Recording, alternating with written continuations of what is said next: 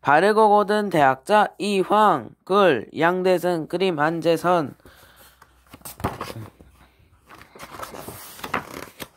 어서 자라서 공자님처럼 큰 인물이 되어라. 아버지는 이제 막 태어난 이황을 안고 말했어요. 왜 공장님이냐고요? 이황을 낳기 전에 어머니가 공장님이 대문 앞으로 들어오는 꿈을 꾸었기 때문이랍니다. 하지만 아버지는 이황이 태어난 지 7달 만에 병에 걸려 세상을 떠나고 말았어요. 어머니는 이황을 품에 꼭 안고 말했어요. 아버지가 안 계셔도 훌륭하게 자라야 한다. 어머니는 낮에는 집 안팎의 일을 돌보고 밤에는 바느질을 하며 열심히 이황과 형제들을 키웠어요.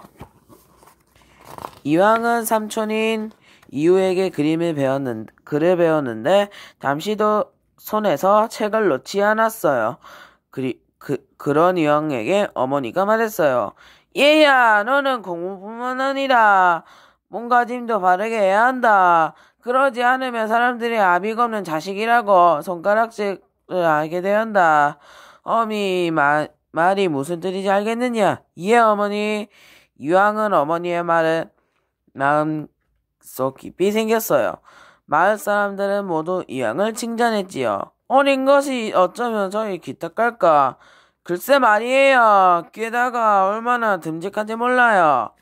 사람들의 칭찬에도 이황은 조금도 우쭐해하거나 으스대지 않았어요. 이황은 마음씨도 아주 고웠어요. 한 번은 형이 낮에 손을 베인 적이 있었어요. 이황은 피가 흐르는 형이의 손을 잡고는 울음을 터뜨렸어요. 으앙. 그러자 어머니가 물었어요. 아니, 다친 형은 안 우는데 내가 우는 것이냐? 형은 어머니가 걱정하실까봐 참고 있지만 피가 이렇게 많이 나니 얼마나 아프겠어요? 그 말에 어머니는 미소를 지으며 말했어요. 형을 위하는 애 마음이 참 예쁘구나. 어머니는 생각이 깊은 이황이 마냥 귀엽고 사랑스러웠답니다. 어머니가 공장님이 나오는 꿈을 꾸었기 때문일까요? 이황은 무엇보다 글 공부하는 것을 좋아했어요. 모르면 알 때까지 몇 번이고 책을 읽었기 때문에 어떤 책은 너무 태아서 글자가 제대로 보이지 않을 정도였지요. 햇볕이 쨍쨍 내리쬐는 어느 무더운 여름날이었어요. 그날도 이황은 방 안에 앉아 하루 종일 책을 읽었어요. 이렇게 더운 날 문까지 닫아놓고 책만 읽다니, 이 친구야, 건강도 생각해야지. 그러다 병이나 또 나면 어쩌라고. 때마침 찾아온 친구가 걱정스럽게 말했어요. 나는 책을 읽고 있으면 가슴속이 시원해진다네. 기분이 상쾌해져서 더운 줄도 모르겠어. 이황은 쑥스러운 듯 빙그레 웃으며 말했어요. 세월이 흘려 이황은 어느덧 20살을 훌쩍 넘긴 젊은이가 되었어요. 이황은 누구보다도 열심히 공부했지만 과거나 벼슬에는 별 관심이 없었어요. 왜 과거를 보지 않는 건가? 공부에 아깝지도 않나? 사람들이 이상한다는 듯 물으면 이황은 빙글 웃으며 말했어요. 전 벼슬을 하기 위해 공부하는 것이 아닙니다. 지식을 쌓고 마음을 닦기 위해 공부를 하는 것이지요. 그러던 어느 날 어머니가 이황을 불렀어요. 벼슬보다 공부를 하고자 내 뜻은 알겠지만 관리가 되어 백성을 어지게 다스리는 것도 뜻 있는 일이다. 어머니의 말을 곰곰이 생각해본 이황은 하인 한 명을 데리고 과거를 보기 위해 길을 떠났어요. 이황이 사는 안동에서 한양까지는 아주 먼 길이었어요. 하루는 길을 가다 밥을 먹을 때가 되자 하인이 밥을 지어 올렸어요. 깊이 모락모락 나는 하얀 밥에는 푸른 콩이 먹음직스럽게 섞여 있었지요. 쌀이야, 집에서 가져왔지만 콩은 어디서 난 것이냐? 저 밭에서 딴 것입니다. 뭐라고? 그럼 나의 콩을 허락도 받지 않고 땄단 말이냐? 이황은 밥을 한 숟가락도 먹지 않았어요. 다음날 주인을 찾아가 콩갓을 준 뒤에야 밥을 먹었지요. 이처럼 이항은 무척 정직한 사람이었답니다. 이항은 34살에 나이도 간과에 급제한 뒤 여러 벗을 지냈지요. 나라의 문서를 맡아보는 일을 하기로 했고 암행어사가 되어 나쁜 권리고 혼내주기도 했어요. 또한 서금지 않고 임금님께서도 옳은 말을 했어요. 가뭄이 들어 백성들이 먹을 게 모자랍니다. 이런 때에는 궁궐에서도 반찬수를 줘야 합니다. 임금님께서 본을 보이셔야 백성들도 따를 것입니다. 임금님은 바르고 고든 이왕은 몹시 아꼈지요. 하지만 한양에서의 바쁜 생활 때문에 이항은 제대로 공부할 수 없었어요. 이렇게 바쁘니 학문을 연구할 시간이었구나. 조용히 한 자리로 옮겨야겠다. 이항은 높은 벼슬을 마차 앉디 채 한적한 지방의 군수로 내려갔어요. 이왕이 단양곳으로 있을 때였어요. 흉년이 들어 백성들의 굶어주는 일이 생겼지요. 이왕은 직접 마을을 다니며 백성들의 어려운 형편을 살렸어요. 장마절에는 운이 너무 많아서 흉년이 되고 가뭄에는 운이 너무 적어서 흉년이 드는구나. 이왕은 백성들은 위에 무엇을 하면 좋을지 곰곰이 생각했어요. 마침내 좋은 생각이 떠올랐어요. 각 마을마다 저수지를 만들어라. 그러면 장마 가뭄을 둘 다 해결할 수 있을 것이다.